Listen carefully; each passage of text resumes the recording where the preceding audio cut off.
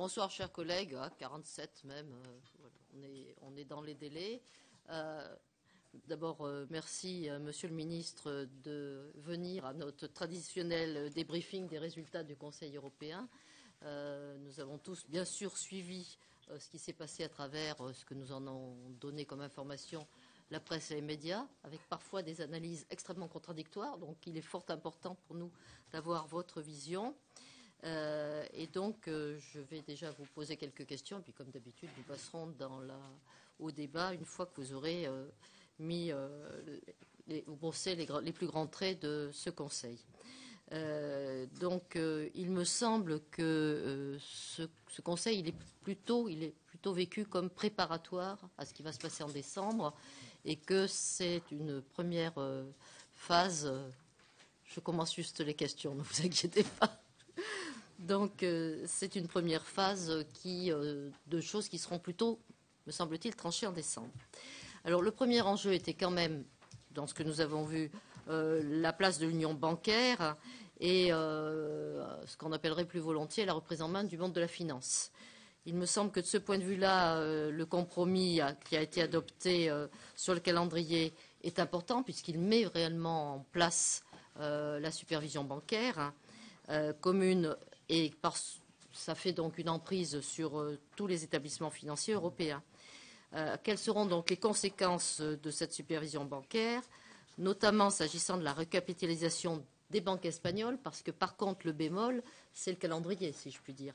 Et donc le fait que cette mise en œuvre sera opérationnelle tout au long de l'année 2013, voire même c'est vraiment en 2014 que les 6 000 établissements de l'ensemble de la zone euro risquent d'être concernés.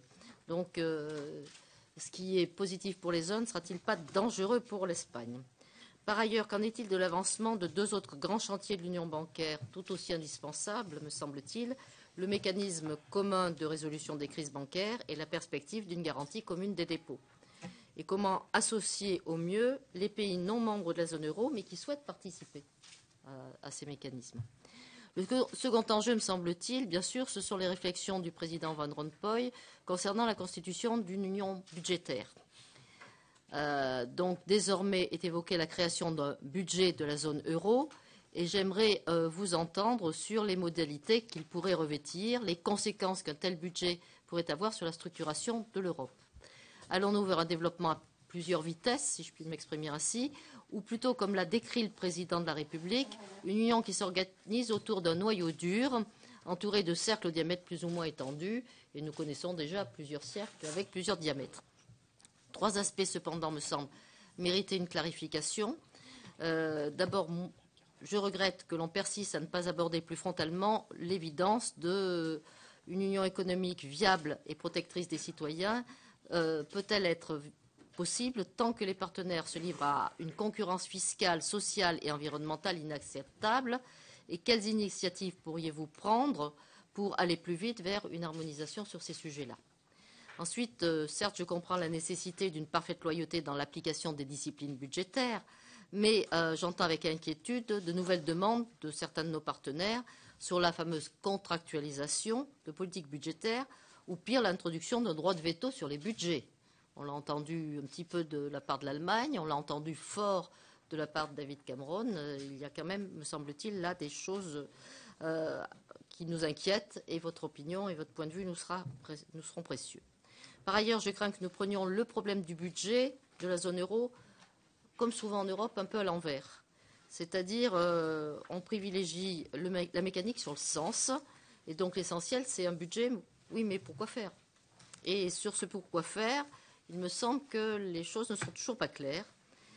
Créer un mécanisme d'assurance conjoncturelle ou se donner les moyens de mener des politiques ambitieuses, ce n'est pas du tout la même approche. La réponse à cette question découle évidemment de la place, à côté du budget de l'Union et de son financement, des fameux eurobonds.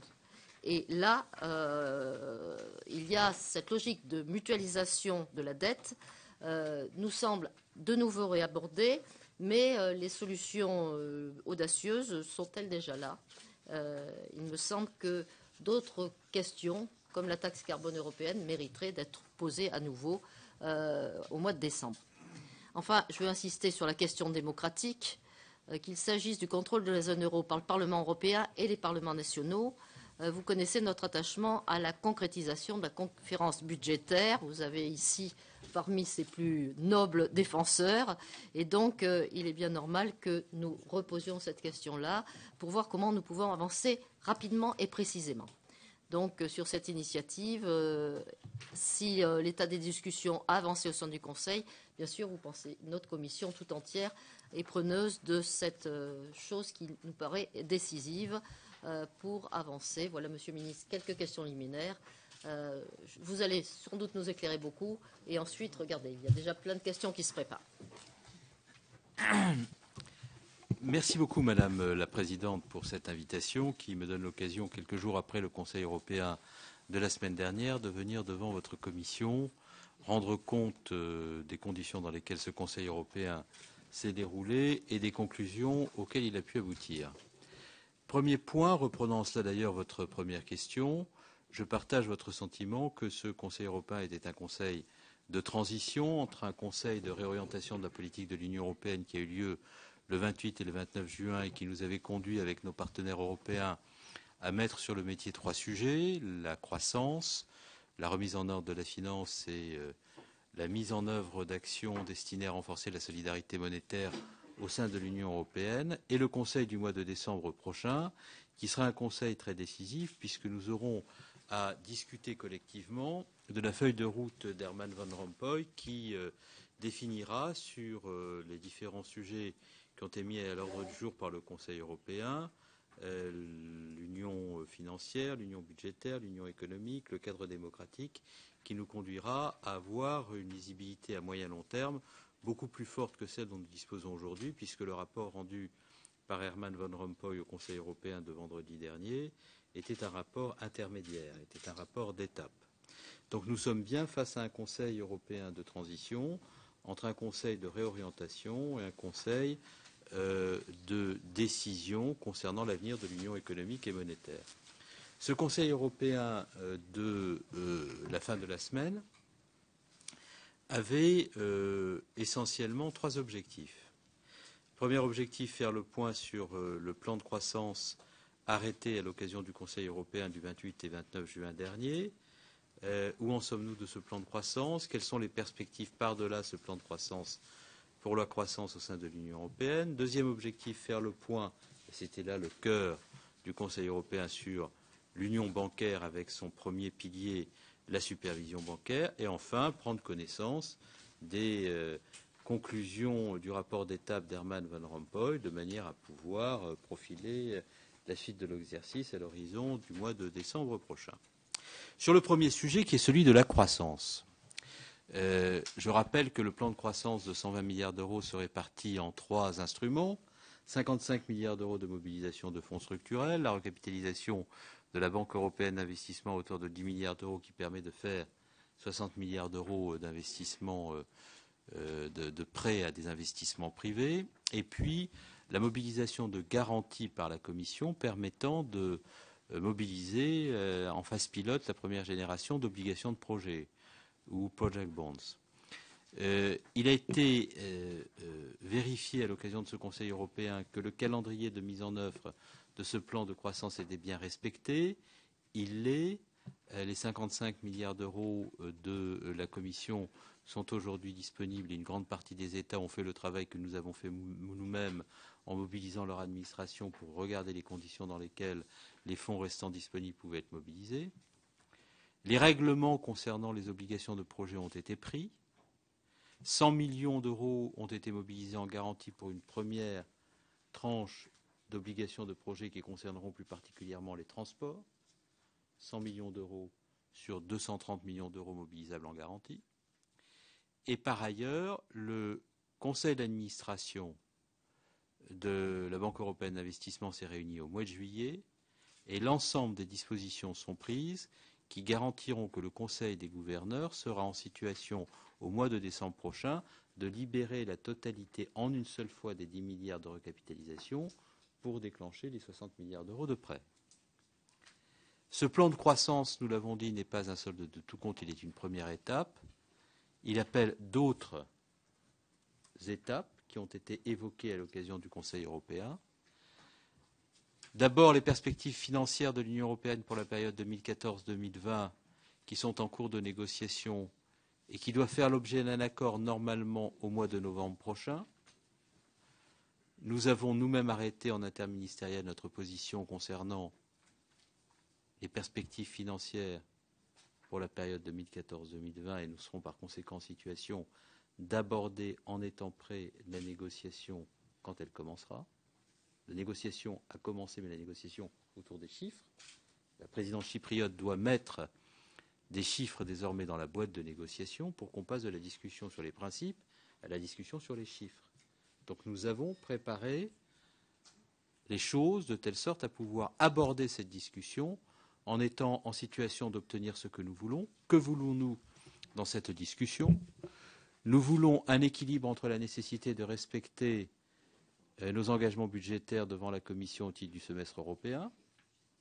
Et comme ce que nous allons prélever sur le budget de l'État pour alimenter le budget de l'Union européenne représente des sommes non négligeables, ce prélèvement peut obérer nos engagements en matière de déficit devant la Commission s'il est trop important. Et en même temps, nous voulons que l'Europe ait un bon budget pour pouvoir atteindre nos objectifs. Donc il faut un équilibre entre un bon budget pour l'Union européenne et le respect de nos équilibres budgétaires. C'est ce à quoi nous sommes parvenus dans la discussion interministérielle et le choix que nous avons fait en termes de volume budgétaire de nous permettre, de maintenir un très haut niveau d'aide directe pour la politique agricole commune dont nous ne souhaitons pas qu'elle fasse l'objet d'une nouvelle diminution de ces enveloppes, en même temps que nous avons indiqué notre disponibilité pour organiser, dans le cadre du premier pilier du second pilier de la politique agricole commune, la convergence du dispositif d'aide directe, mais dans la progressivité pour éviter des effets de décrochage dont les agriculteurs auraient à subir les effets. Nous avons souhaité un bon niveau pour les fonds de cohésion, de manière à ce que les régions en transition soient possibles en France et que nous ayons un bon niveau de cohésion, de fonds de cohésion en France pour faire des investissements structurants pour demain. Ce qui signifie que nous avons réaffirmé nos positions concernant le filet de sécurité allemand et le filet de sécurité inversé polonais. Le filet de sécurité allemand, c'est la volonté des Allemands de bénéficier d'au moins 2/3 des sommes dont ils bénéficiaient dans le cadre du précédent cadre budgétaire pour les Länder est-allemands dont le PIB a progressé. Nous avons dit que nous ne considérions pas que cela était très lisible. Et de la même manière, nous avons réaffirmé notre souhait de voir mis en œuvre le filet de sécurité inversé, qui garantit que l'indexation des fonds de cohésion à la progression du PIB dans un certain nombre de pays d'Europe de l'Est ne les conduiront pas à s'assurer d'une rente telle que cela obérerait notre propre capacité à nous de pouvoir bénéficier de fonds de cohésion. Et nous avons indiqué aussi dans le cadre de cette négociation que nous souhaitions que les rabais dont bénéficient un certain nombre d'États, dont un en particulier, soient contenus et maîtrisés, et que le budget de l'Union européenne puisse bénéficier de ressources propres. Dans cette perspective, le Conseil européen a acté la mise en place de la taxe sur les transactions financières à coopération renforcée à 11 États. La lettre sera donc adressée à la Commission, ce qui devrait permettre d'ici à la fin de l'année de voir cette taxe sur les transactions financières suffisamment profilée pour qu'elle ait une chance d'être mise en œuvre au début de l'année 2013. Nous souhaitons que cette taxe sur la transaction financière puisse alimenter à terme, et le plus vite possible, le budget de l'Union européenne. L'ambition de croissance est non seulement prolongée par les perspectives budgétaires dont je viens de parler et dont je viens de vous indiquer quelles étaient l'équation qu'elle devait avoir aux yeux de la France, mais il y a aussi la politique industrielle, avec la volonté de faire en sorte que nous puissions engager au sein de l'Union européenne une politique industrielle permettant l'innovation, le transfert de technologies, la montée en gamme de nos produits. Nous avons d'ailleurs à cet effet engagé des discussions avec les Allemands de manière à pouvoir mettre en œuvre sur des filières d'excellence cette politique industrielle en mobilisant les moyens de l'Union. Je pense notamment au groupe de travail mis en place avec les Allemands autour de l'électromobilité, mais nous pourrons le faire sur d'autres sujets demain. Et dans le cadre des cérémonies du 50e anniversaire du traité de l'Élysée, nous travaillons une déclaration commune avec les Allemands pour indiquer les sujets de coopération commune, notamment industrielle et de politique énergétique, autour desquels nous pourrions renforcer notre coopération. Et enfin, a été acté dans le texte du Conseil européen le principe du juste échange, qui n'est pas une remise en cause du libre-échange, qui n'est pas, contrairement à ce que j'ai pu lire ici ou là, la manifestation d'une tentation protectionniste de la France. C'est simplement le souhait que les pays dont les entreprises viennent candidater à nos marchés publics puissent ouvrir leurs marchés publics à nos propres entreprises. Qu'il y ait des réflexions sur le mieux-disant social et environnemental qui garantissent que des produits qui ne respectent pas nos normes ne viendront pas sur le territoire de l'Union européenne accentuer la désindustrialisation dont l'Union européenne est déjà la victime. Donc, plan de croissance avec le calendrier que je viens de vous indiquer, perspectives budgétaires pour 2014-2020, juste échange, politique industrielle. Deuxièmement, la remise en ordre de la finance. Vous m'avez posé quelques questions précises sur la supervision bancaire et l'union bancaire. Certains d'entre vous s'étaient inquiétés à l'occasion de séances précédentes, précédant immédiatement le Conseil européen, sur le risque qu'il y avait d'une dissonance franco-allemande sur la question de la supervision bancaire et de l'union bancaire. Cette dissonance n'a pas eu lieu. Le compromis a été trouvé. Et le compromis a été trouvé sur des bases qui sont proches des propositions faites par la Commission et du souhait qu'avait exprimé la France d'une supervision des 6000 banques européennes par le superviseur européen, qui est la Banque centrale européenne. Je rappelle que la discussion avec les Allemands portait sur le fait de savoir si nous allions procéder à la supervision de toutes les banques ou si nous ne procéderions à la supervision que des banques systémiques. Les banques caisses d'épargne et banques populaires allemandes attachées au Länder souhaitant échapper à la supervision. Nous avons finalement trouvé un accord qui a fait l'objet d'un compromis au sein du Conseil européen. Toutes les banques seront supervisées. Les textes législatifs mis en œuvre par la Commission seront prêts et opérationnels avant de la fin de l'année 2012, pour rendre cette supervision effective en 2013. Et il y aura 3 étapes conformément aux propositions de la Commission pour la mise en œuvre de cette supervision. Une première étape au premier semestre de l'année 2013 pour ce qui concerne les banques des pays sous programme ou bénéficiant d'une assistance. À partir du 1er juillet 2013 pour les banques systémiques et à partir du 1er janvier 2014 pour toutes les banques de l'Union européenne. Ce qui veut dire que nous profiterons de l'année 2013 pour rendre opérationnel ce que les textes législatifs de la Commission auront prévu, c'est-à-dire la supervision en quelques mois de la totalité du système bancaire européen.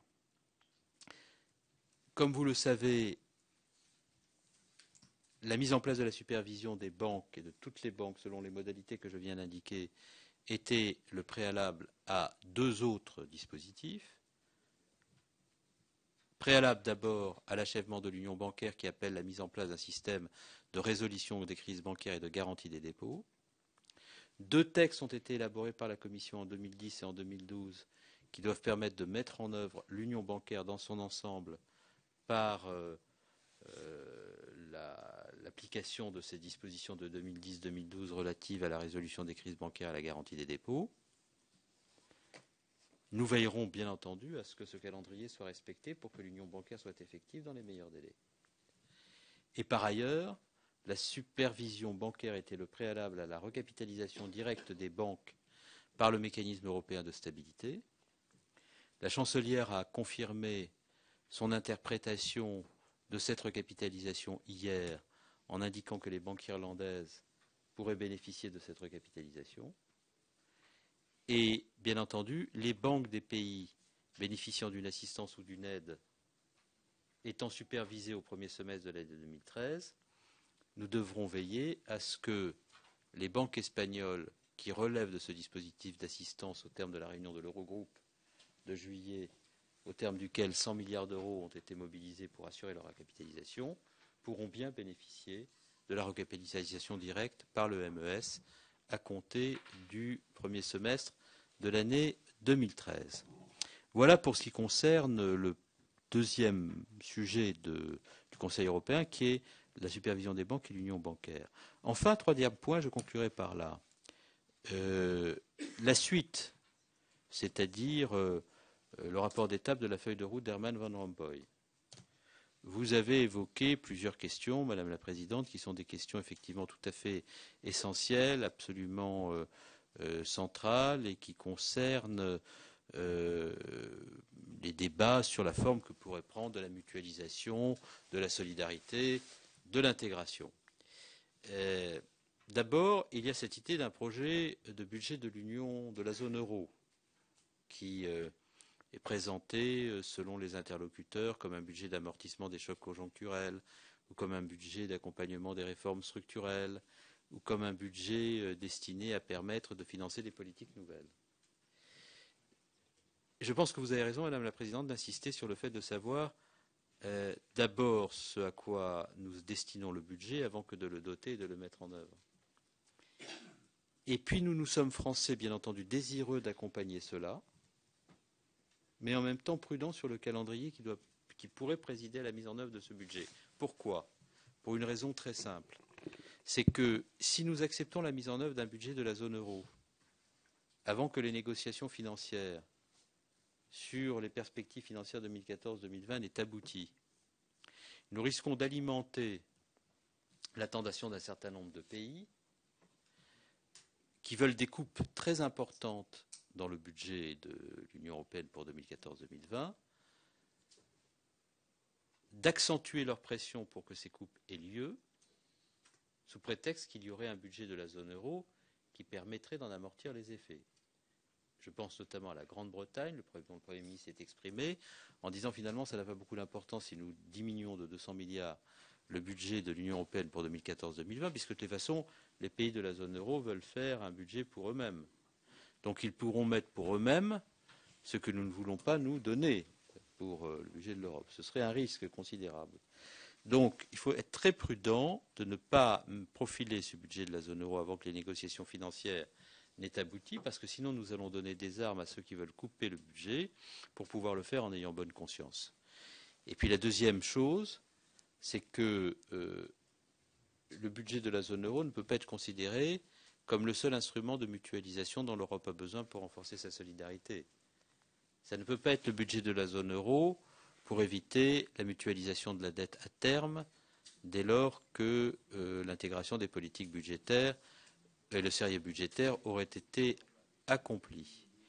Je me réjouis d'ailleurs de ce point de vue-là que dans le rapport d'Herman Van Rompuy, la perspective des émissions obligataires de court terme et que les eurobonds aient été reprofilés, comme nous l'avions souhaité, à l'occasion du Conseil européen du mois de juin. Enfin, pour terminer, vous m'interrogez sur la conférence budgétaire. La conférence budgétaire interparlementaire résulte de la mise en œuvre de l'article 13 du traité stabilité, coordination, gouvernance. C'est donc une initiative parlementaire. Elle vous appartient désormais. Il faut que le Parlement européen et les parlements nationaux en parlent ensemble pour faire en sorte que cette conférence interparlementaire puisse se mettre en œuvre. Si je vous disais comment elle doit se mettre en œuvre, à quelle date, vous pourriez légitimement me reprocher de vouloir remettre en cause les prérogatives souveraines du Parlement français et du Parlement européen, ce que je me garderai bien de faire par respect pour ces institutions. Merci, Monsieur le Ministre. Donc, j'ai toute une série d'intervenants pour des questions. On va commencer par Sebada Goma. Monsieur le ministre, dans le cadre du pacte de croissance, vous avez mentionné lors d'une déclaration que, s'agissant de la France, d'ores et déjà, 2,5 milliards de projets étaient identifiés. Pouvez-vous nous donner des éléments sur les 10 projets ? À l'approche du sommet européen des 22 et 23 novembre prochains, comme cela a été dit, des tensions se font de plus en plus sentir sur la question du budget de l'Union. Angela Merkel aurait même menacé David Cameron d'annuler le sommet si le Royaume-Uni campait sur ses positions. Est-ce que vous pouvez nous en dire plus ? Vous avez déjà commencé en fait à évoquer le sujet. Au-delà de la question des ressources susceptibles d'être affectées à ce budget, je m'interroge sur la dimension démocratique. Vous avez parlé de la conférence interparlementaire, mais je voulais savoir quelle était la position du gouvernement dans le cadre des conclusions du rapport Van Rompuy sur la légitimité démocratique. Et enfin, vous avez évoqué la question du commerce international avec les pays tiers. Le Conseil a en effet rappelé que l'Union européenne est déterminée à favoriser des échanges commerciaux libres, équitables et ouverts, en défendant ses intérêts dans un esprit de réciprocité et de bénéfices mutuels. Je sais déjà qu'il y a d'ores et déjà des échanges qui sont des conventions sur libre-échange qui sont en train d'aboutir avec Singapour, le Canada ou encore le Japon. Elles sont en cours. Et donc je souhaitais savoir où en était précisément le règlement de la Commission sur l'accès au marché public par les pays tiers. Et enfin, sur la question de la réciprocité, puisque vous avez un certain nombre d'États qui ne sont pas favorables en fait à cette notion. Donc je voulais savoir en fait, en particulier, comment vous pensez si on arriverait à convaincre l'Allemagne si on va réussir à fédérer les pays, et notamment l'Allemagne, sur cette notion. Je vous remercie. Merci. Jacques Miard. Merci Madame la Présidente. Monsieur le Ministre, sans vouloir polémiquer aucunement, vous êtes le gouvernement français. Non, jamais, jamais. Mais je voudrais quand même pointer quelques interrogations fortes sur tout ce que vous venez de dire. Je crois savoir que vous êtes d'une famille qui avait toujours défendu, d'ailleurs je ne suis pas totalement en désaccord, les politiques publiques, puisque vous appartenez à une famille politique socialiste qui, de ce côté-là, souhaite notamment mettre en place une banque publique de développement. Est-ce que vous avez entendu les échos des banquiers français actuellement? Ils sont très intéressants, car ils applaudissent la mise en place de l'union bancaire pour une raison essentielle. Les politiques nationaux vont maintenant pas avoir barre sur nous. Une raison essentielle, c'est ce que je viens de vous dire. C'est-à-dire que nous sommes en train, de manière subreptice et implicite, d'abandonner le pouvoir du gouvernement, quel qu'il soit, du gouvernement de la France, sur les banques et confier cette mission en matière de contrôle des ratios bancaires à la BCE, au nom, bien évidemment, de la discipline commune. Il y a là un transfert de souveraineté que nous allons payer, car les banques vont échapper au contrôle politique des États. Et cela me paraît être quelque chose sur lequel vous, mesdames et messieurs du Parti socialiste et de la gauche, devriez réfléchir à deux fois. Parce que moi, je suis aussi, vous le savez, par certains côtés très jacobin, et j'estime que lorsqu'on parle de politique industrielle comme vous le faites, il faut s'en donner les moyens. Et il ne faut pas se lier par des ratios qui vont véritablement faire échapper l'ensemble des banques aux politiques que les États souhaitent. Donc j'appelle votre attention sur ce point. J'ajoute que dans les projets de garantie des dépôts, il faut être sérieux. D'ailleurs, Mme Merkel, bien sûr, le refuse catégoriquement, car vous savez mieux que moi, du moins je pense que vous le savez, que les encours des banques, et notamment des banques de l'Europe du Sud, c'est 3 fois la somme des dettes souveraines des États. 3 fois la somme des dettes souveraines des États. C'est-à-dire que c'est gigantesque. Donc, moi, je veux bien tout ce qu'on veut. Je ne vous cache pas que, quand on relit le traité de Maastricht sur les questions des critères et les ratios prudentiels, ce n'était pas complètement idiot. Mais il faut savoir de quoi on parle, effectivement. Et je suis extrêmement, je dirais, dubitatif sur la possibilité de mettre en place un système qui va garantir les dépôts de cette nature. Je pense que vous rêvez, excusez-moi d'être un peu direct, et que ça ne va pas marcher. Quant à la politique industrielle que vous avez effectivement mise en avant, sur laquelle Jérôme Lambert et moi-même avons commis 2 ouvrages, qui devraient être votre livre de chevet, Monsieur le Ministre, je vous les recommande, mais je pense que vous les avez déjà digérés. Il est clair que tout ce que vous nous dites est fort beau, mais que ce n'est pas à la hauteur du défi. Le problème majeur, c'est de savoir qui commande à la DG Concurrence. C'est ça le problème. La dernière fois que j'ai vu à la conférence des ambassadeurs le commissaire italien et que je lui ai posé cette question, en disant « Mais qui commande à la DG Concurrence ?» Il m'a regardé, il a mis son doigt sur les lèvres et il a levé les yeux au ciel. Un Italien, il sait de quoi on parle quand on regarde le ciel. Donc, il faut être sérieux. On a abandonné toute politique industrielle en Europe. C'est un Schimpfwort pour les Allemands, comme vous le savez, c'est-à-dire un gros mot. C'est inaudible pour tous les autres. Et on est en train, je dirais, de se goberger sur des concepts qui n'ont aucune effectivité. Quant au juste échange, eh bien, à ce moment-là, taxons un peu aux frontières.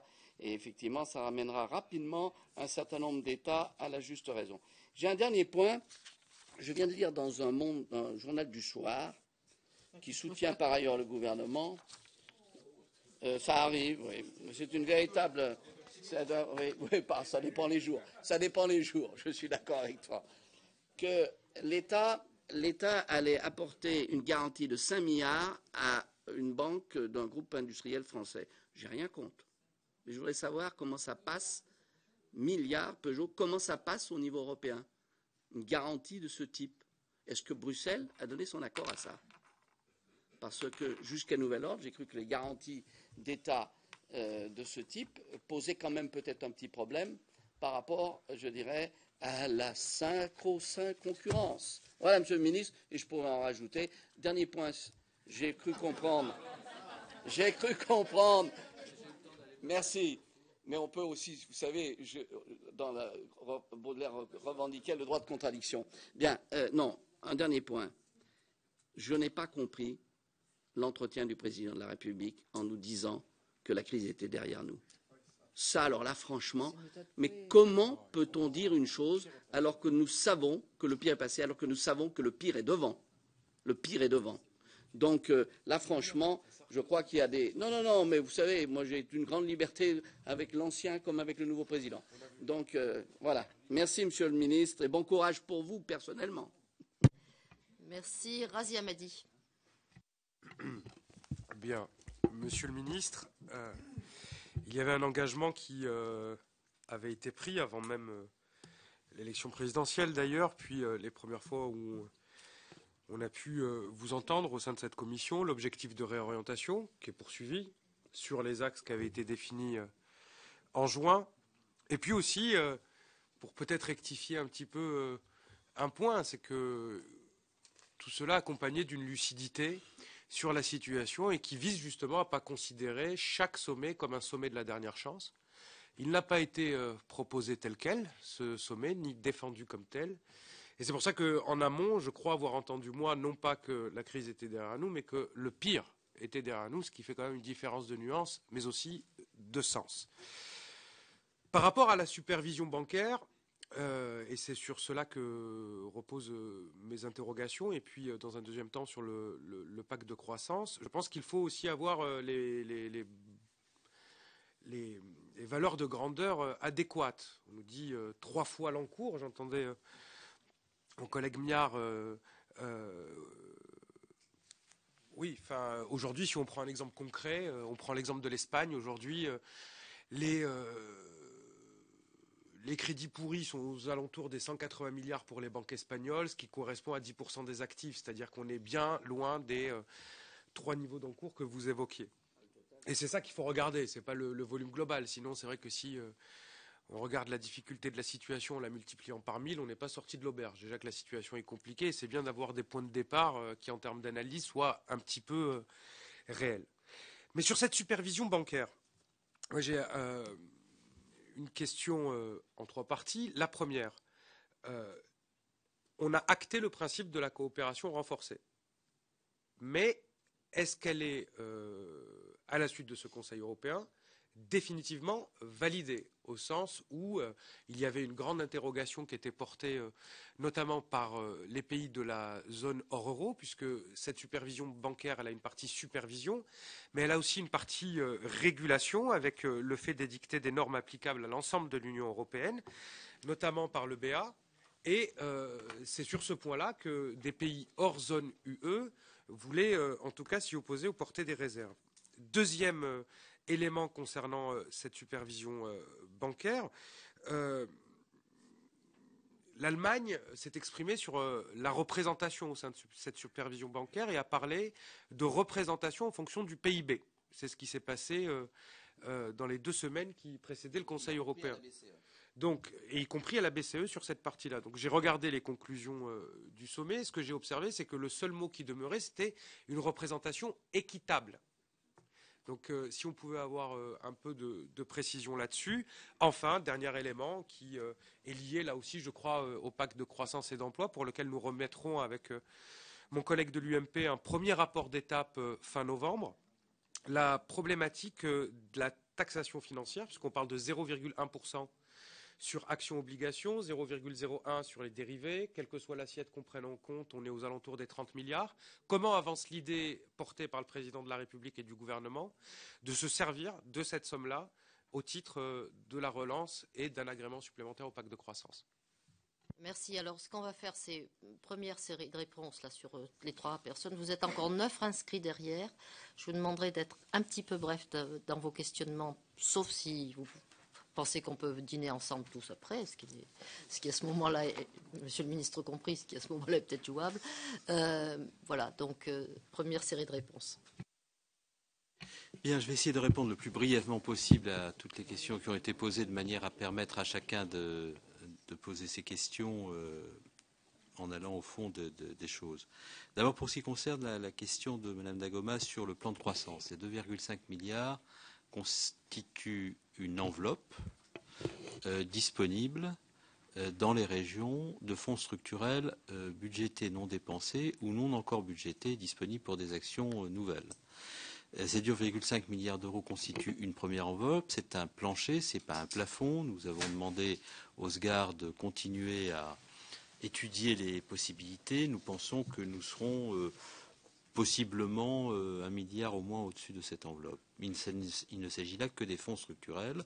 Et pour chacune des régions, en face des fonds disponibles, des projets sont en cours d'élaboration qui permettront de mobiliser très rapidement ces sommes autour d'investissements concrets pour faire de la croissance dans les meilleurs délais.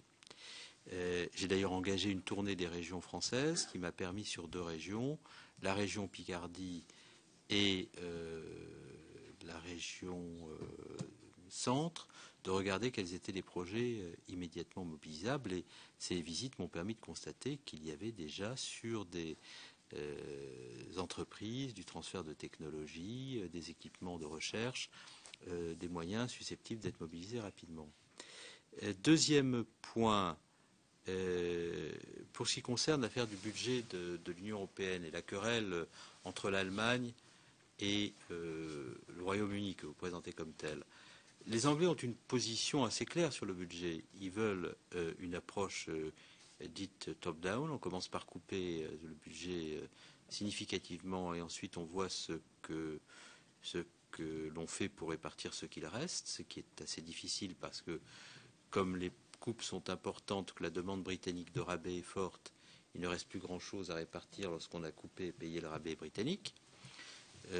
Et les Allemands qui considèrent que cette démarche n'est pas très conforme à ceux dont l'Europe a besoin et qui s'inquiètent de voir les Anglais demander sur de multiples sujets des dérogations qui les éloignent de l'Union européenne. Donc il y a eu cet échange. Cet échange a été dédramatisé par le Premier ministre britannique et la chancelière allemande dans les heures qui ont suivi. Et le Conseil européen de novembre se tiendra. Il portera sur le budget. Ce n'est pas pour ça qu'il sera conclusif, ça dépendra de la dynamique de négociation. Nous souhaitons qu'il le soit et nous ferons tout pour faire en sorte que ce budget puisse être conclu au mois de novembre, enfin qu'il y ait un accord, un compromis sur ce budget au mois de novembre, parce que ce budget, ce sont des moyens significatifs pour porter des projets qui amplifieront la dynamique de croissance. Enfin, vous m'interrogez sur le juste échange et sur la position de la France et de l'Union européenne sur les accords de libre-échange en cours de négociation. Vous avez évoqué le Japon, vous avez évoqué le Canada. Nous sommes dans une position extrêmement claire et d'ailleurs le Conseil européen est allé plutôt dans le sens de ce que nous souhaitions en mettant dans la déclaration que vous avez lu vous-même la notion de juste échange. Nous ne souhaitons pas que soient signés des accords de libre-échange avec des pays qui n'abaisseraient pas leurs barrières tarifaires autant que nous le faisons nous-mêmes et qui n'ouvriraient pas leur marché public à nos entreprises dès lors que nous avons l'intention d'ouvrir nos marchés publics aux leurs. Donc nous tiendrons cette position-là. Et nous la tiendrons parce qu'elle nous paraît être de l'intérêt de l'Union européenne, elle nous paraît être de nature à éviter la désindustrialisation. Et enfin, ce n'est pas une position protectionniste, c'est une position qui est au contraire de nature à rendre possible le libre-échange en prenant toutes dispositions qui garantiront que le libre-échange demain, le développement des échanges commerciaux, pourra se faire dans un cadre équilibré. Ce qui n'est pas exclusif, j'en profite pour répondre à un autre sujet évoqué par Jacques Mière dans son intervention, de toute disposition auxquelles nous sommes favorables, le président de la République l'a indiqué à plusieurs reprises, de mise en place aux frontières de l'Union européenne de dispositifs de nature à nous protéger de l'arrivée sur le sol européen de produits qui ne respectent pas les clauses sociales et environnementales qui prévalent en Europe. Et le dumping monétaire. Oui, mais ça c'est un sujet plus compliqué à réguler. Et vous le savez bien, c'est d'ailleurs pour ça que vous nous le proposez, parce que vous savez qu'il nous sera difficile de l'atteindre. Et vous pourrez par conséquent vous en plaindre. Alors, ensuite, je voudrais répondre aux quelques questions qui ont été évoquées par Jacques Miard, qui s'est essentiellement concentré sur les questions de recapitalisation, d'union bancaire, de règles prudentielles et d'abandon de souveraineté qui pourraient résulter de tout cela. Premier point, d'abord ce que nous faisons n'aboutit à aucun abandon de souveraineté supplémentaire au terme de la mise en place de la supervision, pour des raisons qui tiennent au fait que ce que nous faisons n'est rien d'autre que la prolongation à un autre niveau des règles de droit qui prévalent déjà, puisque actuellement dans tous les États membres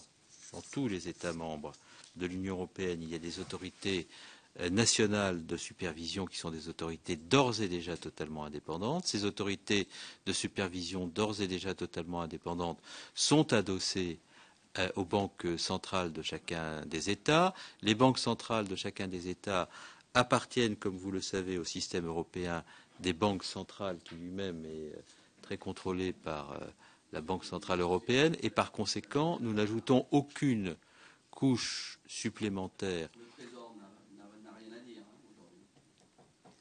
La direction du Trésor n'a rien à dire, Monsieur le ministre. Il n'y a pas que la Banque centrale. Non, mais aujourd'hui, il y a une autorité de contrôle et de supervision bancaire qui n'est pas la Banque centrale française, qui est une autorité de contrôle adossée à la Banque centrale. Cette autorité de contrôle est indépendante. Les banques centrales auxquelles ces autorités indépendantes sont adossées appartiennent au système européen des banques centrales et nous sommes dans un dispositif où nous confions la supervision bancaire à la Banque centrale européenne. J'ajoute que autant la Banque centrale européenne est indépendante pour ce qui concerne ses prérogatives de défense de la monnaie et de lutte contre l'instabilité des prix. En revanche, l'activité de supervision qui sera donnée à la Banque centrale européenne demain est une activité de supervision qui ne relève pas de l'indépendance de la Banque centrale et qui pourra être assurée dans son contrôle par les parlements. Il y aura une possibilité pour les parlements, oui, c'est le dispositif tel qu'il est arrêté. Les parlements, non mais c'est, je vous réponds précisément, Monsieur le maire, parce que c'est, comme je vous sens, non mais, Monsieur le maire, comme je vous sens très angoissé sur la question de la souveraineté, je veux tout à fait, d'ores et déjà, vous rassurer. Les missions qui sont confiées à la Banque centrale européenne en matière de supervision ne relèvent pas des missions pour lesquelles la Banque centrale bénéficie d'un mandat d'indépendance. La supervision sera attachée à la Banque centrale, mais isolée, identifiée comme une mission particulière qui ne relève pas des missions pour lesquelles la Banque centrale est indépendante et qui pourra faire l'objet d'un contrôle assuré par les parlements nationaux. Il sera donc possible aux parlementaires que vous êtes et à l'instance à laquelle vous appartenez de procéder au contrôle des conditions dans lesquelles la supervision bancaire sera effectués. Mais ça, c'est un autre sujet. Mais en tous les cas, le cadre est ce que l'on vient d'indiquer. Enfin, pour ce qui concerne la question de M. Hamadi, il n'y a pas de coopération renforcée sur la supervision bancaire. Il y a une coopération renforcée sur la taxe sur les transactions financières, mais il n'y a pas de coopération renforcée sur le système de supervision bancaire. Le système de supervision bancaire sera mis en place pour les pays qui ont accepté le principe de la supervision, et notamment les pays de la zone euro, tous les pays de la zone euro, au terme de l'adoption par la Commission européenne des textes législatifs dont je parlais tout à l'heure. Ces textes seront prêts avant la fin de l'année, ce qui permettra à la supervision bancaire de se mettre en œuvre en 3 temps. Banques des pays sous assistance, banques systémiques, ensemble des banques avec la première tranche avant le premier semestre 2013, deuxième tranche de banques au cours du second semestre et la totalité des banques à partir du 1er janvier 2014. Vous avez raison de dire qu'il y a un problème de vote lié à la mise en place de la supervision. Pourquoi ? Parce que si toutes les banques de l'Union européenne sont supervisées, le superviseur Banque centrale européenne n'interviendra que pour les banques de la zone euro. Il y a hors zone euro des pays qui souhaitent voir leurs banques supervisées par la Banque centrale européenne mais qui ne sont pas membres de la zone euro. Il y a des pays qui n'entendent pas du tout que la Banque centrale européenne s'occupe ni aujourd'hui ni demain de la supervision de leurs banques. Et par conséquent, l'autorité européenne de banque, qui est le superviseur actuel, devra définir en son sein des modalités de vote qui garantiront la cohabitation entre les 2, je dirais même 3 dispositifs. Contrôle de la zone euro par la BCE, contrôle par les BCE de pays qui ne sont pas dans la zone euro mais qui aspirent à l'être, et contrôle par l'autorité européenne de banque de toutes les autres.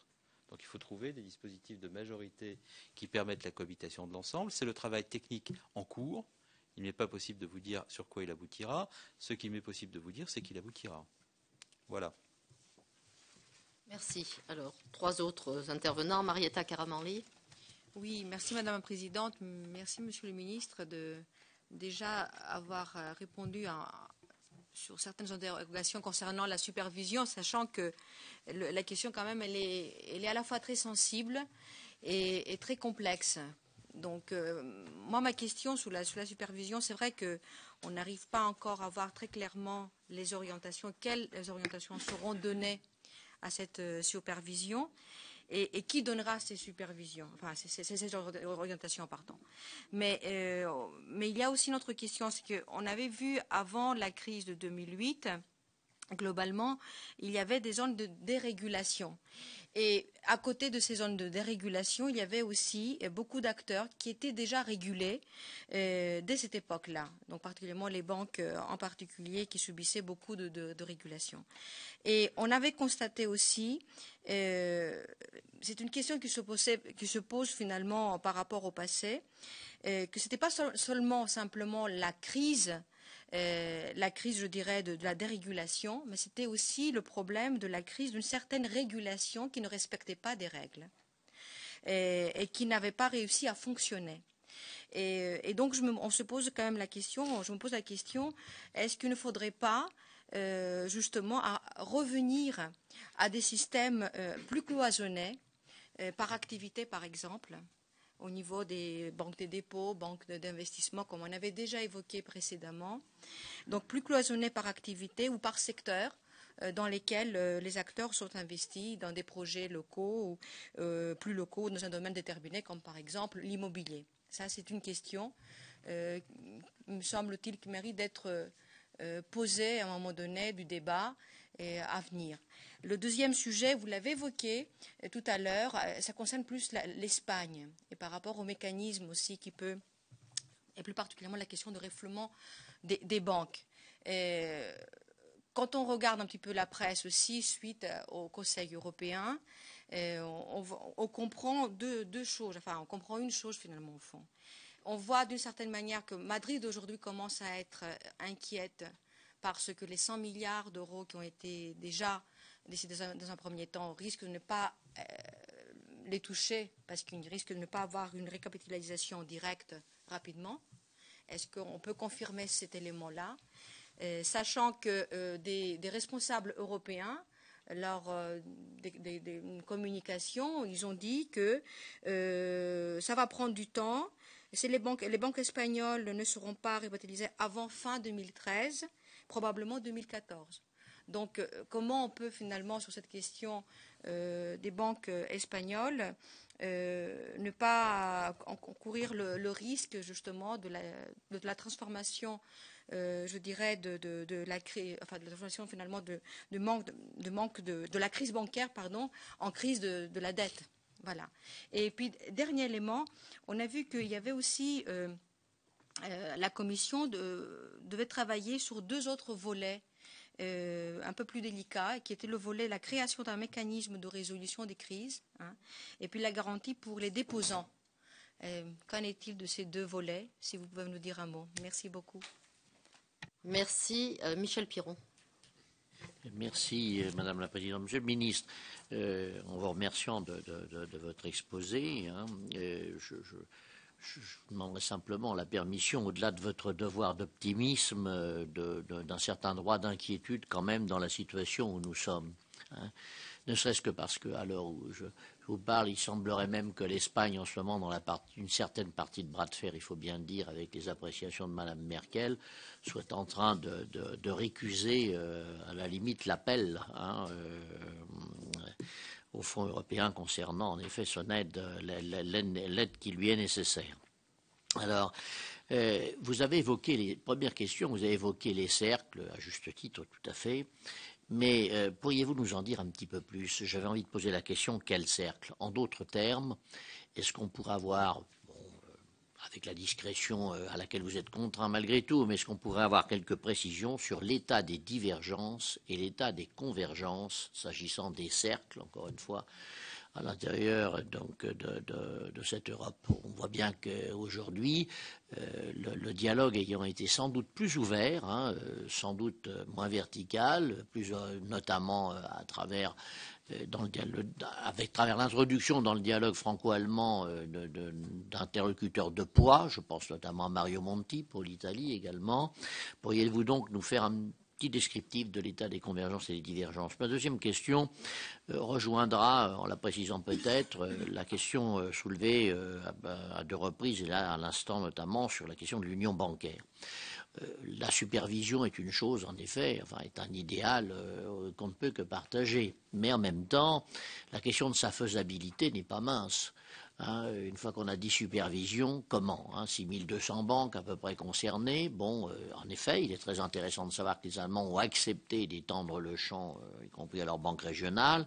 Mais pour autant, la faisabilité, si vous voulez, même appuyée sur des parlements, ne me rassure pas totalement, si vous voulez. Et donc, j'aimerais savoir quelles sont les échéances, au moins, de définition technique, si vous voulez, et plus précise, de cette faisabilité, de cette efficience de la supervision bancaire, car la question, encore une fois, de l'échéance de la mise en route d'un tel système ne me paraît pas négligeable. Et d'autant moins négligeable que j'ai une autre échéance également sur laquelle j'aimerais être éclairé par vos soins. On a encore des taux d'intérêt, même ayant baissé, qui sont tout de même fort élevés, et des divergences considérables à l'intérieur de l'Europe. Ne citons que l'Allemagne et l'Italie qui sont régulièrement mis sur le devant de la scène. Ça n'est pas tenable.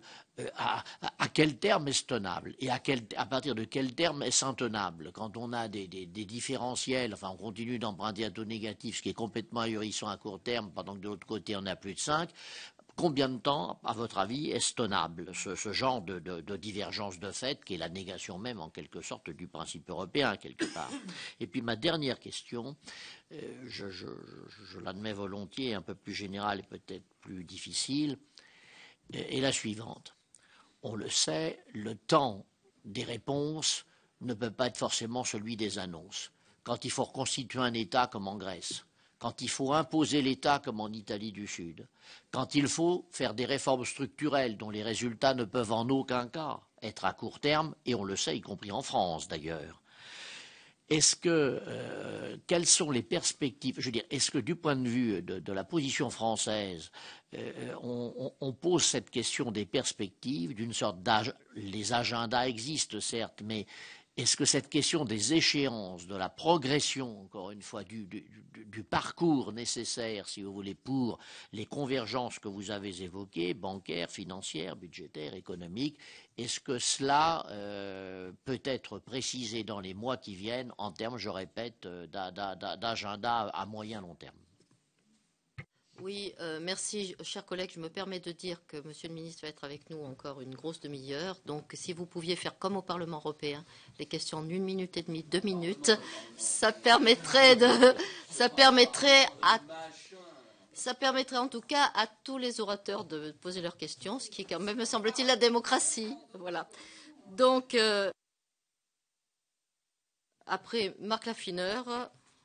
Merci Madame la Présidente. Je vais essayer d'aller vite. D'abord, j'étais très heureux de voir que Jacques Millard était très élogieux sur les critères de Maastricht.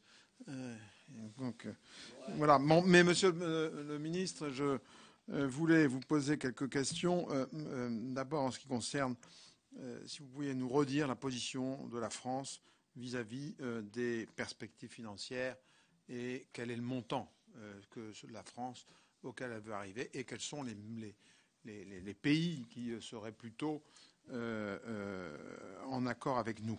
La deuxième chose, vous nous avez dit que la taxe sur les transactions financières, dont on peut remercier qu'elle ait été mise en place grâce à Nicolas Sarkozy d'ailleurs, eh bien, allait alimenter le budget de l'Union européenne. Alors, est-ce que dans votre esprit, c'est à la place des contributions des États ou bien est-ce que c'est en plus des contributions de l'État? Je crois que c'est important de savoir. Et quelle est la position des autres pays aussi? Parce que, bon, la position de la France est évidemment très importante pour nous, mais si on n'est pas tout seul. Donc, je voudrais savoir. Et puis, toute dernière question qui concerne notamment sur le budget de l'Europe. Moi, je n'ai pas vu que Galileo et ITER étaient financés dans ce budget. Donc, quelle est la position de la France aussi là-dessus, puisque jusque-là, ça a été financé avec des fonds qui n'avaient pas été utilisés par d'autres budgets. Donc, quelle est la position de la France là-dessus? Merci. Merci pour en plus avoir rempli le temps, si je puis dire. Marie-Louise Faure. Oui, merci Madame la Présidente. Ma question sera brève parce que plus on avance, plus les questions ont été posées. Je reviens de Chypre, Monsieur le Ministre, où j'ai assisté à la réunion de la COSAC au nom de notre commission et j'y ai senti des inquiétudes réelles de la part des parlementaires nationaux, surtout dans les pays les plus impactés par la crise, je pense aux Grecs, et c'était assez douloureux. Je voudrais souligner combien il est important d'intégrer les parlements nationaux au contrôle de la gouvernance économique européenne. Il est plus que temps d'agir dans ce contexte et je voudrais vous demander quelles initiatives compte prendre la France sur ce point. Voilà, merci. Merci. Pierre Lequillier, avant une deuxième série de réponses. Oui, Monsieur le Ministre. D'abord, je me réjouis de la position sur la PAC. Vous avez dit qu'il faut le bon niveau pour la France. J'aimerais bien savoir ce que vous appelez bon niveau. Et je voudrais qu'on surveille un peu l'utilisation des fonds de cohésion par les pays de l'Europe de l'Est, parce que je crois qu'ils sont très fortement sous-utilisés. Deuxième question, le rapport intermédiaire de Van Rompuy, Barroso, Juncker, Draghi, qui doit être mis en décembre. Quelle est la feuille de route? Troisième question, la supervision bancaire. Bon, je ne fais pas tout à fait la même lecture que vous sur l'équilibre, le bon équilibre. Parce que finalement, l'Allemagne, elle a gagné le délai qu'elle voulait, c'est-à-dire 2014. Enfin bon, c'est pas grave. Cinquième question, Erasmus. Je suis très soucieux de ce que les crédits Erasmus ne sont pas remplis à l'heure actuelle. Et je considère que c'est un domaine dans lequel l'Europe devrait faire beaucoup plus. C'est-à-dire non seulement les étudiants, mais les élèves en formation professionnelle, en apprentissage, etc. Et donc, je voulais vous dire notre souci, parce que les crédits ne semblent pas pouvoir répondre. Sixième et dernière question. Qu'est-ce que vous pensez de la la position de la Commission et de M. De Gucht sur les exportations sud-coréennes et les déclarations de M. Montebourg, habillé en marinière. Voilà. Monsieur le ministre, il nous restera quatre personnes qui auront des questions à poser. Alors, première série de questions de Madame Karamanli qui concerne les dispositions que nous devons prendre pour assurer une bonne régulation de l'activité bancaire. Et votre question d'ailleurs est complémentaire de celle qu'avait posée auparavant Monsieur Miard. D'abord, je veux rappeler qu'il y a des dispositions qui ont été prises par les différents pays de l'Union européenne dans le cadre du dispositif BAL 3 et qui sont complétés aujourd'hui par un dispositif en cours de discussion dans le cadre du trilogue qui est la réglementation CRD4 et qui met en place des règles prudentielles auxquelles l'ensemble des banques européennes devront se conformer.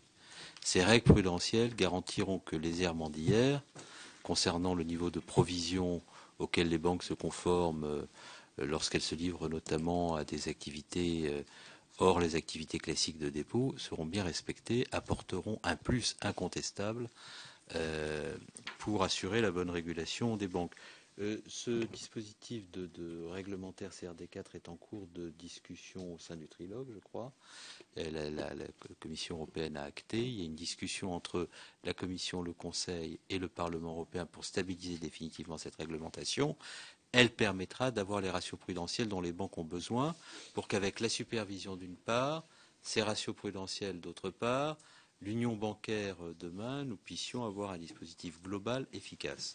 J'en profite d'ailleurs pour indiquer que je n'ai pas répondu à cette question de Jacques tout à l'heure, j'en suis désolé donc j'y réponds maintenant, mais lorsque on envisage la mise en place d'un dispositif de résolution des crises bancaires, c'est un dispositif qui est amorcé par des fonds publics, mais qui a vocation à être assuré en relais par une mécanique assurantielle financée par les organismes bancaires eux-mêmes. Donc c'est très important que de l'avoir en tête parce que, et d'ailleurs c'est assez logique, que les banques qui... pour ce qui concerne le passé, nous avons des dispositifs de recapitalisation qui sont mis en place et qui doivent permettre d'éponger la situation. Mais en tous les cas, je le dis parce que vous exprimiez la préoccupation tout à l'heure de ne pas voir l'argent public venir systématiquement au secours sans contrôle des errements accomplis par les banques privées. La résolution des crises bancaires, c'est un amorçage public avec un mécanisme assurantiel financé par les banques elles-mêmes, en vitesse de croisière. Donc c'est important de l'avoir à l'esprit. Nous devons compléter l'ensemble de ces mécanismes d'une disposition de séparation des activités de dépôt, des activités spéculatives. Le rapport Liikanen, qui a été commandé par le commissaire Barnier, évoque cette perspective. Il pourrait inspirer, y compris des dispositions nationales, et qui permettrait de mettre en place une cloison étanche entre les activités de dépôt et les activités spéculatives des banques. Pour ce qui concerne les banques espagnoles, je réponds à la fois à Mme Karamanli et à M. Pierron qui s'interrogeait sur les conditions dans lesquelles nous allions pouvoir procéder à la recapitalisation. Le principe qui a été acté à l'occasion du Conseil européen est un principe qui repose sur l'idée que dès lors que la supervision bancaire est en œuvre, la recapitalisation directe des banques par le mécanisme européen de stabilité peut intervenir, ce qui permet aux États de ne pas avoir à procéder à la recapitalisation de leurs banques par des levées de capitaux à des taux d'intérêt très prohibitifs sur les marchés. Nous avons, sans attendre que cette décision soit appliquée, au terme de la décision prise par l'Eurogroupe en juillet, mobilisé une enveloppe de 100 milliards d'euros qui permettra la recapitalisation des banques, nonobstant l'intervention du mécanisme européen de stabilité en recapitalisation directe. Sur ces 100 milliards d'euros, aujourd'hui 30 milliards ont été mobilisés. Il reste donc le solde, et nous savons que le solde est un peu supérieur à ce dont l'Espagne a besoin pour éponger la recapitalisation résultant des difficultés passées. Donc, je réponds à votre inquiétude conjointe. Il y a aujourd'hui un tuilage possible entre ce que nous avons arrêté comme instrument au titre de l'Eurogroupe et le mécanisme européen de stabilité en recapitalisation directe des banques après mise en place de la supervision. Ces deux projets, compte tenu des sommes disponibles dans le premier mécanisme et des opportunités que présente le second, pourraient être tuilés dans le temps et donc éviter les risques que vous redoutiez. D'ailleurs, l'Espagne, vous avez remarqué, n'a pas réagi négativement à la décision qui a été prise par le Conseil européen de vendredi, ayant bien vu qu'elle était couverte en termes de risque par les moyens que nous avions mobilisés. Enfin, vous m'interrogez, Monsieur Pierron, je pense avoir répondu à la totalité des questions de Mme Karamanli. Ah oui, alors sur le mécanisme de résolution des crises bancaires, je l'évoquais tout à l'heure, il y a deux textes qui ont été préparés par la Commission en 2010-2012. Ces deux textes vont aller au terme de leur adoption dans le cadre de la procédure législative classique. Il n'est pas exclu que la résolution des crises bancaires, appelant pour partie un dispositif de mutualisation, qu'elle ne puisse se mettre en œuvre qu'au terme d'une modification des traités existants.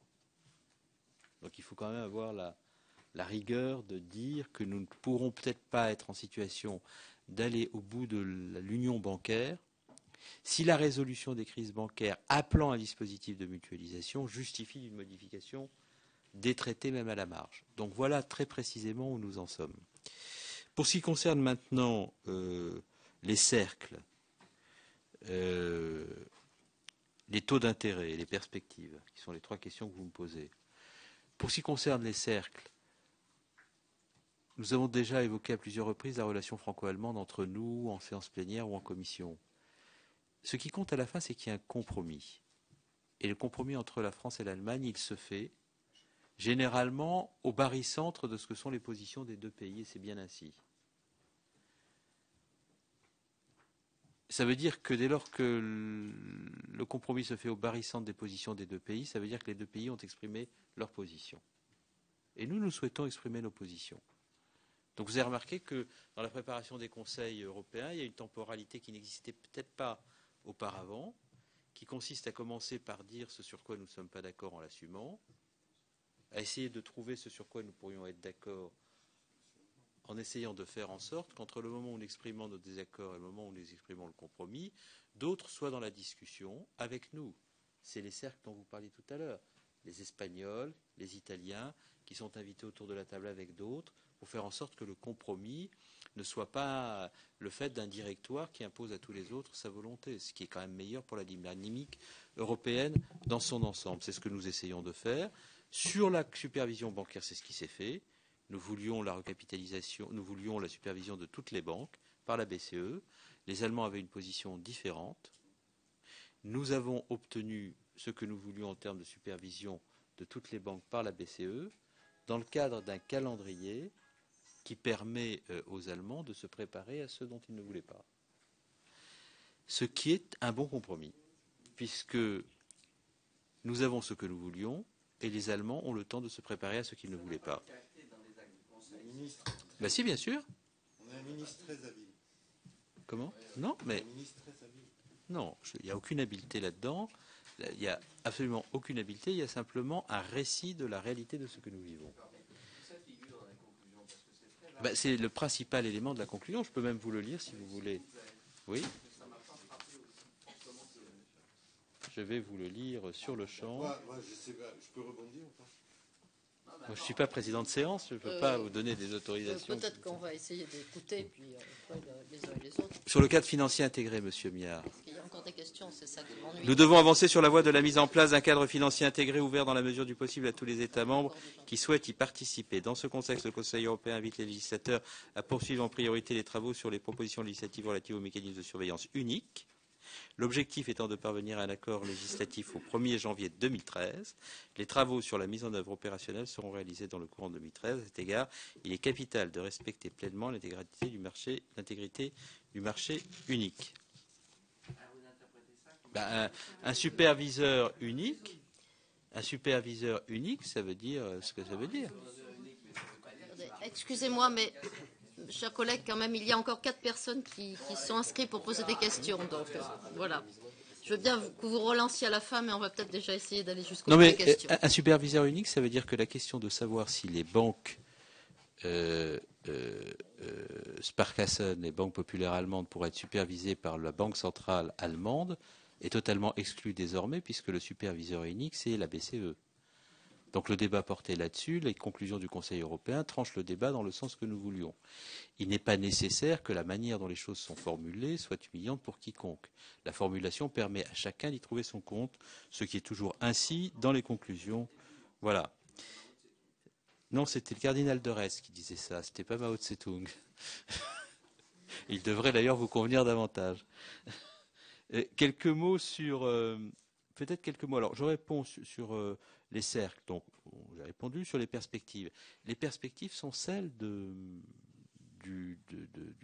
la feuille de route d'Herman Van Rompuy. C'est-à-dire, aujourd'hui, que faisons-nous pour aller plus loin dans l'intégration des processus budgétaires, six-pack, two-pack, TSCG, nous y sommes. Que faisons-nous pour aller plus loin dans les processus de solidarité, budget de l'Union européenne ou mise en place de mutualisation de la dette? Le débat reste ouvert, il n'est pas tranché, mais les deux hypothèses figurent dans les conclusions possibles, ce qui nous va bien au stade où nous en sommes. Et que faisons-nous pour renforcer les perspectives d'exercice par le Parlement de ses prérogatives souveraines? Là, vraiment, la balle, je réponds en même temps à Marie-Louise Faure, la balle est vraiment dans le camp des parlements. L'article 13 du TSCG met en place la conférence interparlementaire. Il faut désormais que les parlements se saisissent eux-mêmes. Ça, vraiment, si nous le faisions nous-mêmes, vous pourriez nous le reprocher. Nous n'avons d'ailleurs aucun levier pour le faire institutionnel. Ensuite, alors, Pierre Léquillet a posé plusieurs questions. Je voudrais y répondre en même temps. Je répondrai à la question de Marc Laffineur. Pour ce qui concerne les questions de Marc Laffineur, sur les MFF, le volume, vous avez posé tous les deux la question. Je ne donnerai pas le volume, ne m'en veuillez pas, non pas parce qu'il est très précis, le volume, c'est la même position, le même volume que celui des Allemands, il est hors Fed. Je ne donnerai pas ce montant parce que si vous donnez ce montant avant l'ouverture de la négociation et la mise sur la table des chiffres, vous savez ça mieux que quiconque, vous rendez impossible la conduite de la négociation dans l'intérêt du pays dont nous sommes collectivement comptables. Donc, je ne le ferai pas pour cette raison-là. Mais je m'engage à venir sur les MFF précisément dès que la négociation aura été ouverte par la présidence chypriote, donner les chiffres et les expliquer dans le détail, si vous le souhaitez, Madame la Présidente, devant la Commission. Parce que si ce chiffre figure au compte-rendu de notre réunion, il en est fini des négociations. Donc c'est difficile pour moi. Mais en tous les cas, le précédent gouvernement avait, avec le ministère du Budget, arrêté une position qui était proche de la position britannique, moins de 100 milliards. Nous ne sommes plus du tout dans cette approche. Je peux le dire d'ores et déjà. Nous ne voulons pas faire, par rapport à la proposition de la Commission, moins de 100 milliards. Nous voulons être extrêmement fermes sur le niveau des aides directes pour ce qui concerne la politique agricole commune. Nous voulons être extrêmement fermes sur les rabais et les ressources propres dont le budget de l'Union a besoin. Et nous voulons que cela ne soit pas interprété comme une déconnexion par rapport au fonds de cohésion dont nous avons besoin nous-mêmes. Et par conséquent, nous mettons de la lisibilité à travers la convergence dans la politique agricole commune, que nous exigeons aussi pour la politique de cohésion, ce qui nous conduit à dire des choses claires sur le filet de sécurité inversé. Voilà concrètement quelles sont nos positions. Pour ce qui concerne la TTF, nous la souhaitons ressources propres, et comme la TTF est en coopération renforcée, on ne va pas mettre plus d'argent pour les autres alors que nous sommes déjà contributeurs nets. Donc si nous mettions la TTF en ressources propres, ce serait dans un premier temps jusqu'à ce qu'il y ait un véritable dispositif de ressources propres fiscales en substitution de la contribution RNB pour éviter d'avoir à dégrader notre solde net. Troisième point pour ce qui concerne Galileo et ITER, nous plaidons pour la réintégration de Galileo et ITER dans la boîte de négociation sous plafond, de manière à ce que ces deux projets soient bien financés. Il y a Galileo, ITER, GMS, etc., soient financés par le budget recherche de l'Union, mais sous plafond, de telle sorte à ce que ces projets-là ne mangent pas tout le BCRD de l'Union européenne sans aucune possibilité d'avoir d'autres projets de recherche dont l'Union pourrait avoir besoin. Pour ce qui concerne la cohésion, vous avez raison de dire que les pays de l'Est l'utilisent parfois mal. D'ailleurs, certains pays se voient aujourd'hui dans l'impossibilité de percevoir leurs fonds en raison de mauvaises conditions d'utilisation de ces fonds. Pour les délais de la supervision, nous en avons parlé. Pour ce qui concerne Erasmus, Du MFF? Pour la France. Vous avez dit un bon niveau. Non, mais je parlais du bon niveau du budget de l'Union. Je parlais du bon niveau de le budget de l'Union par rapport à ce que nous demande la Commission. Or, ce chiffre-là est celui précisément que j'ai des difficultés à donner pour les raisons qu'on indiquait tout à l'heure. Pour ce qui concerne Erasmus, nous sommes en l'attente d'un budget rectificatif pour 2012 qui tienne compte de l'exécution du programme actuel. Et nous souhaitons que Erasmus et le programme éducation tout au long de la vie soit pris en compte à la bonne hauteur avec un manque de crédit de paiement aujourd'hui de 156 millions d'euros que nous souhaitons voir pris en compte dans le cadre du budget rectificatif auquel il va être procédé. Donc nous sommes très mobilisés et tout à fait vigilants sur ce point. Sur l'extension aux professionnels. C'est ça, c'est Socrates, c'est pas Erasmus, c'est Socrates. Pas que les extensions. C'est un autre programme. Oui, non, après c'est Socrates et c'est les autres. C'est pour la suite. Ça, c'est un sujet pour la suite. C'est pour les perspectives suivantes. Mais on est mobilisés aussi. Voilà. D'accord. Alors, avant de passer la parole à notre collègue Lionel Loueka, je peux me permettre de rappeler que nous allons avoir un rapport autour de Erasmus, Socrates et tous ces sujets-là. Donc voilà.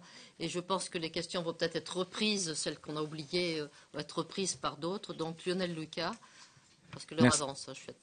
Merci. Sur la taxe sur les transactions financières, il me semblait qu'une partie devait être réservée à l'aide au développement. Donc, quelle partie Un pays qui mobilise moins l'intention, qui n'a pas voulu participer au traité budgétaire, c'est le Royaume-Uni de Grande-Bretagne. Et j'aurais bien aimé connaître un petit peu la façon dont les rapports se passaient dans ces rencontres, puisqu'on a cru comprendre que M. Cameron ne serait pas favorable à éventuellement voter le budget européen s'il devait être augmenté. Donc j'aimerais que vous nous en disiez un peu sur les rapports en ce moment avec le Royaume-Uni de Grande-Bretagne. Une petite synthèse. Et puis la dernière question, qui n'est pas anecdotique mais qui est parallèle, j'ai lu ce matin que l'Union européenne s'était ouverte à la contrefaçon. C'était un article dans le Parisien de ce matin, par le biais d'une décision de la Cour de justice et d'une directive européenne qui faisait que du moment qu'on ne justifiait pas, qu'on pouvait démontrer les achats qui seraient faits, on pouvait transiter dans l'Union européenne en toute légalité, même si on avait des produits contrefaits venus d'Asie. Ce qui ne demande pas de poser des problèmes. Et j'ai cru comprendre que la France était très présente sur ce dossier. Donc si vous pouviez nous en dire un mot et nous rassurer. Chantal Guittet.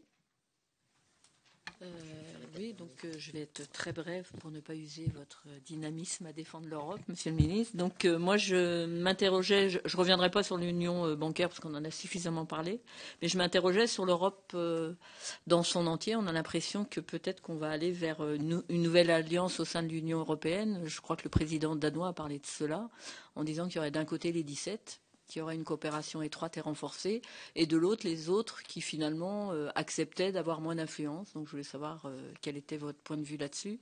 Et le deuxième point, très rapidement, on a beaucoup parlé de finances. Moi, ce qui m'intéresse particulièrement, c'est le Fonds social européen dont on parle pour les plus démunis. Apparemment, on prévoit 2,5 milliards sur 7 ans, ce qui revient à 360 millions à répartir sur 27 pays. Avant, on en avait 500.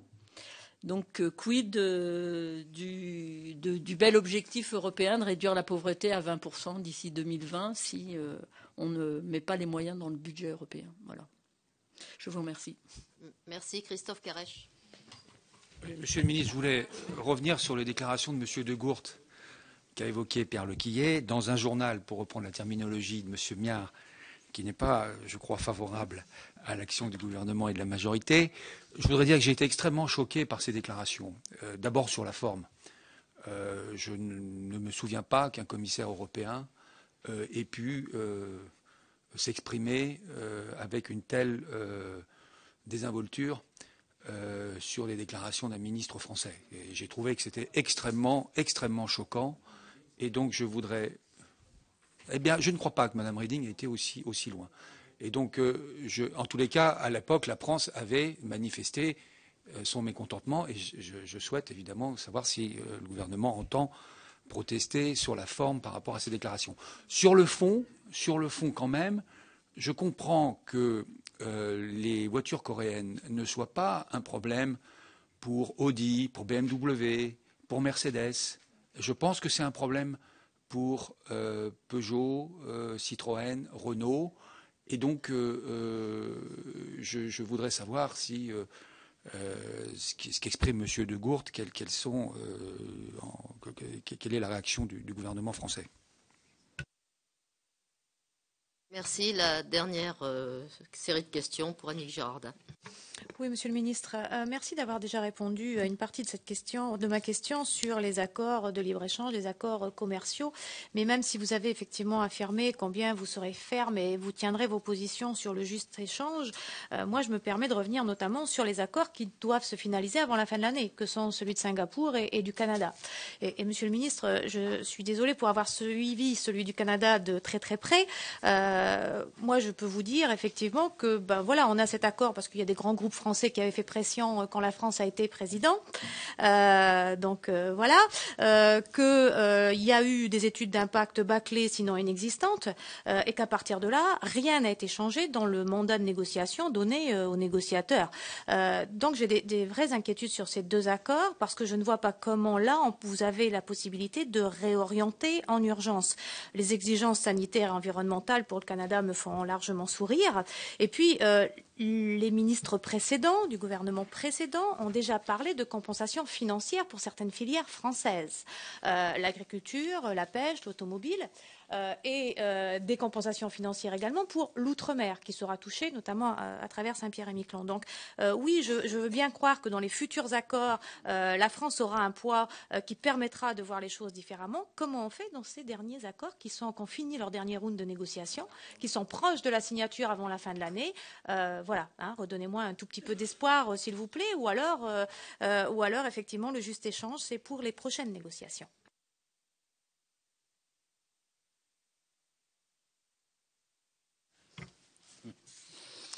Bien, je vais répondre donc aux 4 dernières questions dans l'ordre. Tout d'abord, pour ce qui concerne la taxe sur les transactions financières.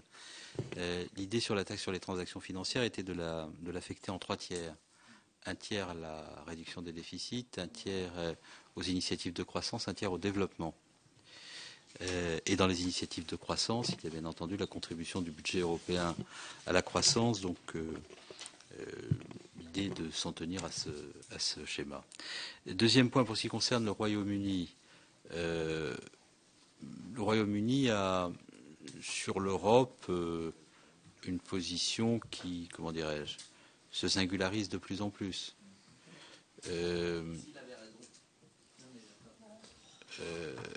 Mais ça, je viendrai pour une autre séance, si vous en êtes d'accord. Mais sur la prochaine fois, on fera des séances à thème. On sera précis sur les thèmes. Sur la relation avec le Royaume-Uni, quelle est-elle? Donc le Royaume-Uni a deux sujets. Le premier sujet, c'est comment profiter au maximum du marché unique sans jamais nous rapprocher de la zone euro. Et comment ne pas empêcher la zone euro de se structurer parce que cela procède d'une dynamique globale du marché unique, c'est bon pour le marché unique, tout en créant des conditions d'une non-minoration de la place de la Grande-Bretagne dans un dispositif où la zone euro se conforterait avec le soutien de la Grande-Bretagne. D'ailleurs, j'étais avec l'ambassadeur de Grande-Bretagne ce midi pour un échange, nous avons évoqué cette question, je n'ai pas senti de regret de voir chez les Britanniques, et mon collègue David Layington me le dit aussi, de voir la zone euro se structurer. Il y a un deuxième sujet qui est celui du budget de l'Union européenne. Là, les Britanniques ont une position très très éloignée de la nôtre, c'est-à-dire des coupes maximales et le rabais britannique sauvegardé, voire maximisé. Bon. Donc ça, bien entendu, c'est très orthogonal par rapport à nos propres positions. C'est le moins qu'on puisse dire. Et donc, les Britanniques disent, si nous n'avons pas ça, nous bloquerons. Bon. C'est souvent une manière de commencer une négociation, ce n'est pas nécessairement une manière de la terminer. Donc, pour l'instant, nous en sommes là. Dire que tout cela va s'arranger sans que des efforts soient faits serait une manière de dire que nous sommes prêts à accepter le positionnement britannique, ce qui est très loin d'être le cas. je vous le confirme, et dire que tout cela ne trouvera jamais d'issue serait une manière de dire que nous ne voulons pas d'accord avec eux et pas de compromis sur le budget de l'Union européenne dont l'Union européenne a besoin en novembre. Je ne vous le dirai pas non plus, donc la question reste ouverte. Tout dépendra de la dynamique de négociation. Pour ce qui concerne la contrefaçon, il s'agit d'une décision de la Cour de justice de l'Union européenne, donc elle s'applique. Et ce n'était pas du tout une décision qui nous empêche de lutter contre la contrefaçon, mais c'est une décision. J'en ai pris connaissance. J'ai pris connaissance de son existence ce matin, mais je n'ai pas lu la décision encore. Je le ferai dans les heures qui viennent. Mais j'ai compris que cette décision nous empêchait de saisir des produits en contrefaçon en transit. Bon. Donc ça ne nous empêche pas de procéder à des vérifications, à des saisies, à des démarches extrêmement rigoureuses. Ce que je vous propose, si vous voulez, c'est que j'ai lu l'article, mais je n'ai pas lu la décision. Donc je n'ai pas l'analyse, ça date de ce matin entre les mains, mais ce que j'ai compris, c'est que c'était ça. On va regarder si vous en êtes d'accord et je me promets de revenir devant vous. Pour ce qui concerne la question de Chantal Guittet, donc la question 17-27, c'est une question qui va devenir de plus en plus importante. C'est l'un des enjeux fondamentaux des semaines et des mois qui viennent, et des années qui viennent. Comment est-ce que nous confortons la gouvernance de la zone euro sans remettre en cause l'intégrité du marché à 27? Comment est-ce que nous confortons le pilotage et la gouvernance de la zone euro pour sortir de la crise et faire de la croissance sans casser l'Europe en deux et sans remettre en cause la cohésion de l'ensemble que nous avons constitué? Il va falloir que sur chacun des sujets, nous soyons imaginatifs. Nous le voyons bien sur la supervision bancaire, qui est un dispositif à 17, mais qui pose la question des droits de vote et par conséquent des droits de veto au sein du conseil d'administration de l'autorité européenne de banque. Il va falloir, sur de nombreux sujets, trouver le bon équilibre, la bonne maille, la bonne décision, et veiller surtout à ce que jamais ce que nous faisons pour la zone euro ne puisse percuter en plein vol le marché intérieur dont nous avons besoin. Il ne faudrait pas que le progrès dans l'intégration de la zone euro soit une extraordinaire machine en arrière pour tout le reste. Donc, il va falloir là que nous soyons imaginatifs, novateurs, astucieux. C'est un enjeu considérable des années qui viennent. Je suis convaincu que nous aurons beaucoup à reparler de ce sujet au sein de cette commission tout au long de cette législature.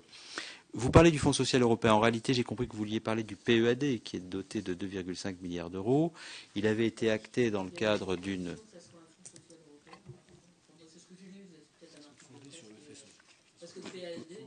Oui, il y a une volonté de l'adosser au FSE.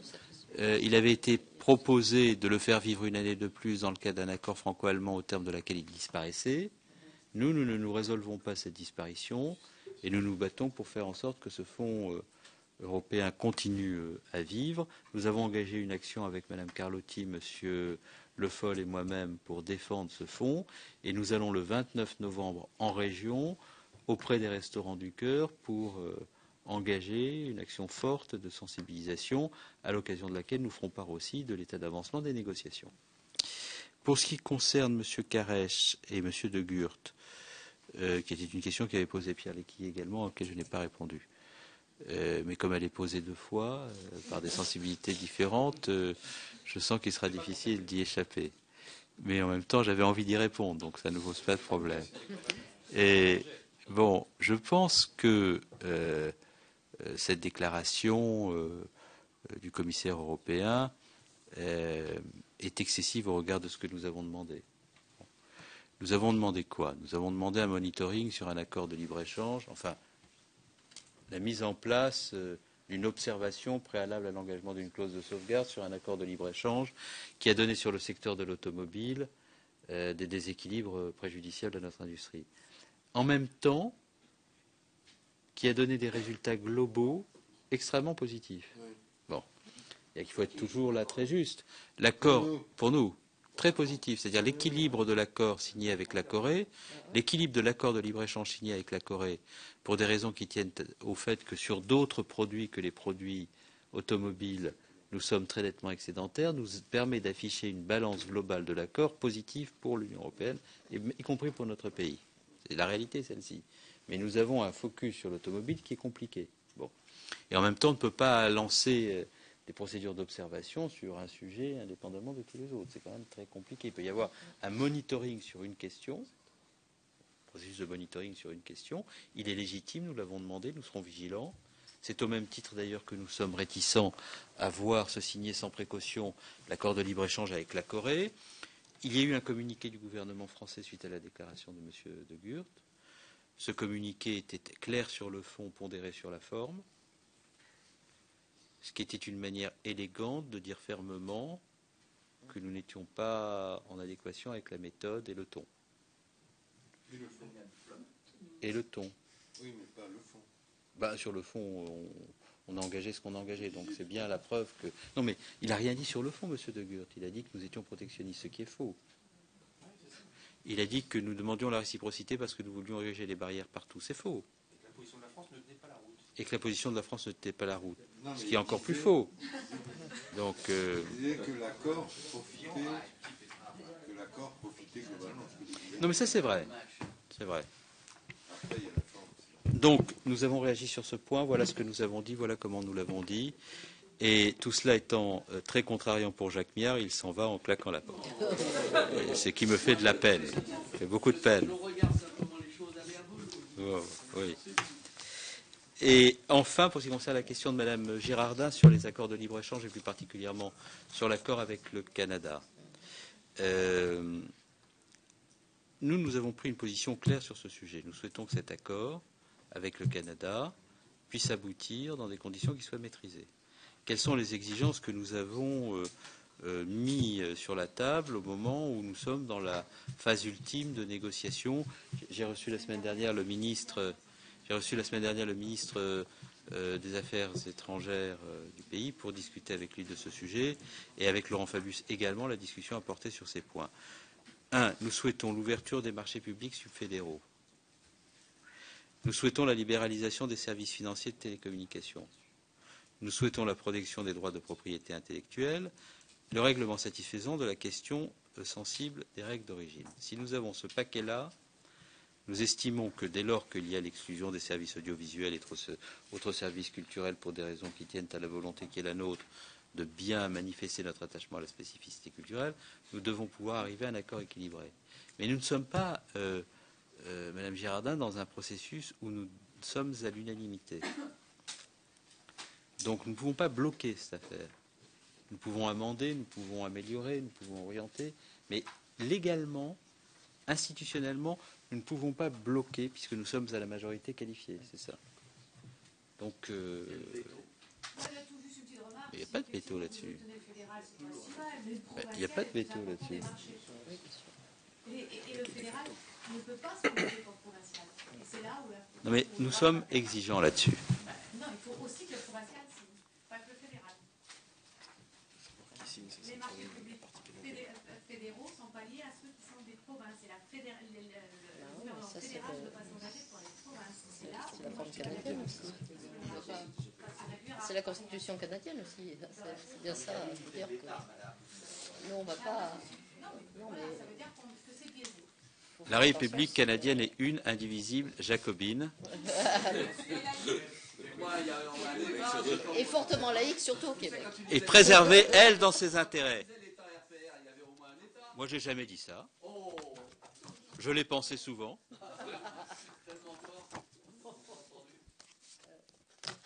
Bon. Donc, merci, Monsieur le Ministre. Je crois que nous avons épuisé les sujets, mais nous aurons nous avons épuisé pour aujourd'hui les sujets, mais et nous n'avons même pas encore épuisé Jacques Miard. Et nous aurons d'autres occasions.